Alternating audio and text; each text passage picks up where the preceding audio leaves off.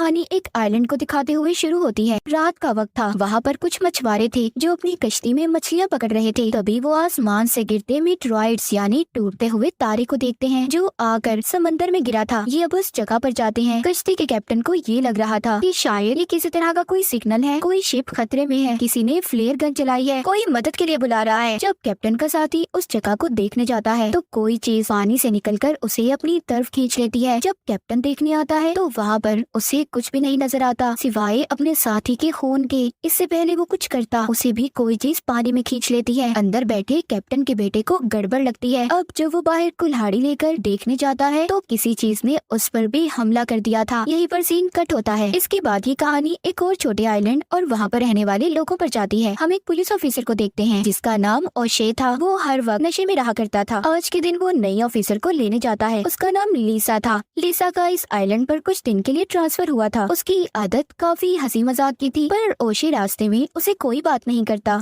जब ये दोनों पुलिस स्टेशन पहुंच जाते हैं जहाँ पर लीसा की मुलाकात अपने हेड से होती है, वो लीसा को वेलकम कहते हैं। हेड कहते हैं कि कुछ दिन के लिए मैं काम के सिलसिले में बाहर जा रहा हूँ, इसलिए मुझे अपनी जगह एक पुलिस ऑफिसर की जरूरत थी, तो मुझे लगता है तुम काम अच्छे से संभाल लोगी। जाते हुए ओशे अपने हेड से कहता है क्या जरूरत थी नई ऑफिसर की, मैं था ना, मैं सब संभाल लेता। पर उसके हेड को उस पर जरा भी भरोसा नहीं था क्योंकि हर वक्त ओशे नशे में जो रहा करता था। इस आइलैंड की बंदरगाह पर दो मछुआरे दिखाए जाते हैं जो मछलियाँ पकड़ रहे थे। तभी उनमें से एक आदमी समंदर से अजीब सा क्रिएचर पकड़ता है। जब उसका दूसरा साथी उसे देखने की कोशिश करता है तो वो क्रिएचर उस पर पानी की तरह लिक्विड फेंकता है, पर वो लिक्विड किसी किस्म का जहरीला नहीं था। अब उस आदमी को ऐसा लग रहा था कि जैसे उसने कोई अजीब सा जानवर पकड़ा है जिसके उसे बहुत से पैसे मिल सकते हैं। इसीलिए वो आदमी उसे अपने साथ घर ले आया था, लाकर अपनी बाथटब में डाल देता है ताकि वो पानी में जिंदा रह सके। वहीं पर दूसरी तरफ समंदर के किनारे कुछ लोगों को मरी हुई व्हेल मिलती है जो काफी अजीब बात थी। ओशे और लीसा छानबीन करने वहाँ पर जाते हैं। वहाँ पर पहले ही एक डॉक्टर मौजूद था जो मरी हुई व्हेल को चेक कर रहा था।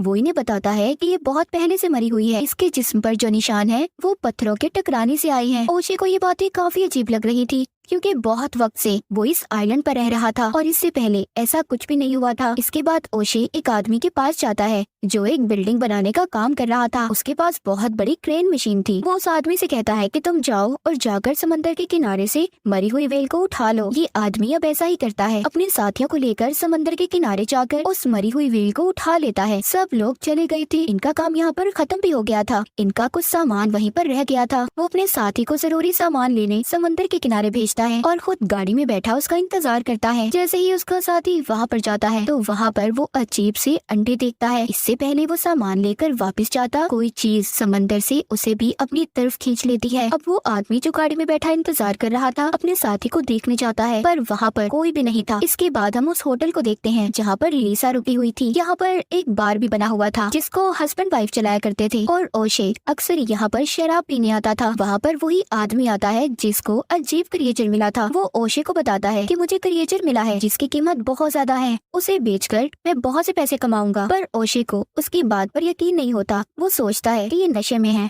ऐसे ही बोली जा रहा होगा, मजाक कर रहा है मेरे साथ, क्योंकि ओशे खुद नशे में था। उसी रात हम एक और आदमी को देखते हैं जो उसी आदमी का साथी था जिसने क्रिएचर को पकड़ा था। वो अपने घर पर था, तभी उसके घर पर कोई आता है। अब जब ये दरवाजा खोलने जाता है तो एक आदमी को देखता है। ऐसा लग रहा था कि जैसे वो किसी चीज से लटका हुआ हो। उसके दोनों हाथ ऊपर थे। जब ये थोड़ा सा आगे जाकर देखता है तो कोई चीज उसे भी आसमान में खींच लेती है। उस आदमी की बीवी भी वहाँ पर थी जो ये सब कुछ देखकर बहुत घबरा गई थी। वो जल्दी से अपने घर का दरवाजा बंद करती है। उसने उस क्रिएचर को देख लिया था जिसने इसके हस्बैंड को अपनी तरफ खींचा था। जी हाँ, वो एक खतरनाक क्रिएचर था जो अब इंसानों को खा रहा था। पर ये कैसे और कहाँ से आया था ये हमें कहानी में आगे जाकर पता चलेगा। अब वो औरत अपने घर में बहुत डरी हुई थी। उसको उसके हस्बैंड की चीखें सुनाई दे रही थी। उसकी नजर अपने घर की चिमनी पर जाती है। ये देखकर सोचती है वो क्रिएचर वहाँ से भी आ सकता है। इससे पहले ये उसे बंद करती, क्रिएचर उसे भी चिमनी के रास्ते से आकर खींच लेता है।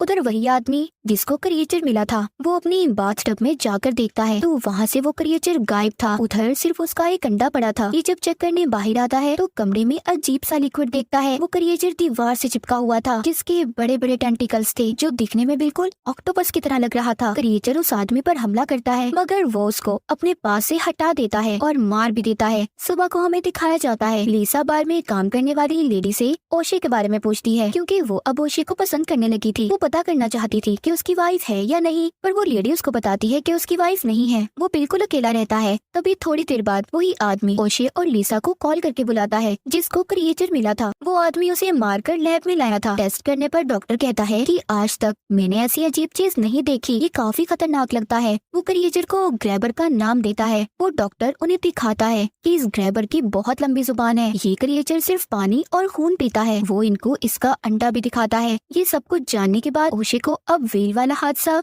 और क्रिएचर वाली बात दोनों मिलती नजर आ रही थी। ये जल्दी से लिसा को लेकर समंदर के किनारे जाता है जहाँ पर उसी आदमी की गाड़ी खड़ी थी जिसको ओशे ने मरी हुई व्हेल को उठाने भेजा था। ओशे सोचता है वो ऐसे अपनी गाड़ी को नहीं छोड़ता। पास ही एक घर था। ये दोनों छानबीन करने वहाँ पर जाते हैं। ये वही घर था जहाँ कल रात क्रिएचर ने हमला करके हस्बैंड वाइफ को मार दिया था। ये दोनों जब यहाँ पर छानबीन करते हैं तो वहाँ पर इन्हें फटे हुए कपड़े मिलते हैं। यहाँ पर भी इन्हें वैसी ही बदबू आ रही थी जैसी उस क्रिएचर में से आ रही थी। इन दोनों को शक हो गया था। ये उस घर की छत पर जाते हैं जहाँ पर लिसा को उस आदमी का कटा हुआ सर मिलता है जिसको क्रिएचर कल रात उठा कर ले गया था। ये दोनों उसके कटे हुए सर को उठाकर लैब में ले आए थे ताकि उसके बारे में कुछ पता चल सके, पर डॉक्टर कहता है मैं ऐसे कुछ नहीं बता सकता कि इसको किसने मारा है, पर हाँ मुझे ये काम किसी खतरनाक जानवर का लग रहा है। तभी उधर वही आदमी आ जाता है जिसने क्रिएचर को पकड़ा था। वो इन दोनों को अपने साथ घर ले जाता है जहाँ पर ये देखते हैं उस आदमी की बाथटब बाहर गिरी हुई थी और दीवार में बहुत बड़ा सुराग भी था। मतलब जो अंडा उस क्रिएचर ने वहाँ पर छोड़ा था वो भी बड़े क्रिएचर में तब्दील हो गया था। वो देखकर समझ गए थे कि बहुत बड़ा खतरा आने वाला है। इनको अब सारी बात समझ आ गई थी। लिसा कहती है कि कल रात जो हादसा हुआ वो इन्हीं क्रिएचर ने किया होगा क्योंकि ये सिर्फ पानी में रह सकते हैं और कल रात बारिश हो रही थी इसीलिए वो जमीन पर आया था और आकर उसने उस घर के लोगों को मार दिया। अब वो आदमी जो इन्हें अपने साथ लाया था कहता है कि मैं जानता हूँ इन क्रिएचर्स की कोइन कहाँ है जो अंडे दे रही है। ये दोनों को एक गुफा में लेकर जाता है जहाँ पर ये खुद तो नहीं जाता। अब लिसा और ओशे दोनों अंदर जाते हैं। वहाँ पर इन्हें एक आदमी के कपड़े मिलते हैं। ये उसी मछुआरे के कपड़े थे जो हमने कहानी के शुरू में देखा था। मतलब उस वक्त उन मछुआरों की कश्ती पर हमला भी इन्हीं क्रिएचर्स ने किया था। इन्हें वहाँ पर ढूंढने में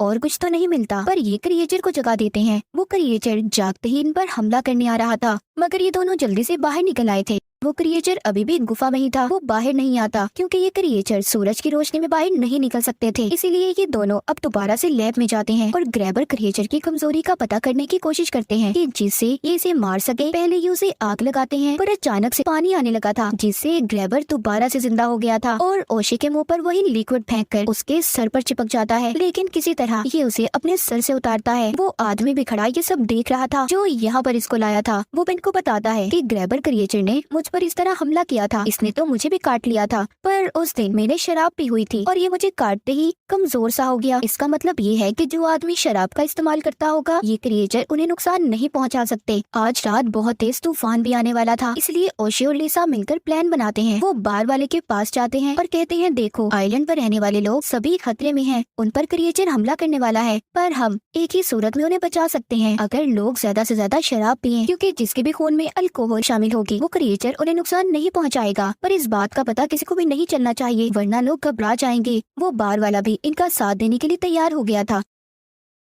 पहला टेस्ट ये लिसा पर करते हैं। लिसा ओशे से कहती है मैंने कभी भी शराब नहीं पी लेकिन फिर भी ये उसे शराब पिला देते हैं। फिर ये लोग लिसा का खून निकाल कर टेस्ट करते हैं। ये उसके खून को क्रिएचर के बच्चे को पिलाते हैं जिसको इन्होंने लैब में कैद किया हुआ था। जैसे ही वो क्रिएचर का बच्चा खून पीता है मर जाता है। ये क्रिएचर्स की कमजोरी को जान गए थे। ओशे और लिसा चर्च में जाते हैं। वहाँ पर जमा सभी लोगों को ये बार में आने का कहते हैं। मुफ्त की शराब मिलने वाली है इसीलिए सब बार में आ गए थे। रात को इन्हें क्रिएचर का शिकार करना था। इनके पास जो कुछ भी था ये उन चीजों को अपना हथियार बना लेते हैं। बाहर गाड़ी में लिसा और ओशे बैठे थे। बाकी सभी बार में थे। लिसा ने भी बहुत ज्यादा शराब पी ली थी। वो अपने होश में नहीं थी इसीलिए ओशे को सारी अपनी दिल की बात बता देती है कि वो उसे कितना पसंद करती है। उधर बार के अंदर सभी मौज मस्ती में गुम थे। तभी एक आदमी को वॉशरूम में जाना था पर वॉशरूम के अंदर कोई था इसीलिए वो बाहर आ जाता है। बाहर बहुत तेज बारिश हो रही थी। तभी वहाँ पानी की वजह से छोटे छोटे क्रिएचर्स आ गए थे जो उस आदमी पर हमला कर देते हैं। ये देखते ही लिसा और ओशे उस आदमी को बचाने जाते हैं।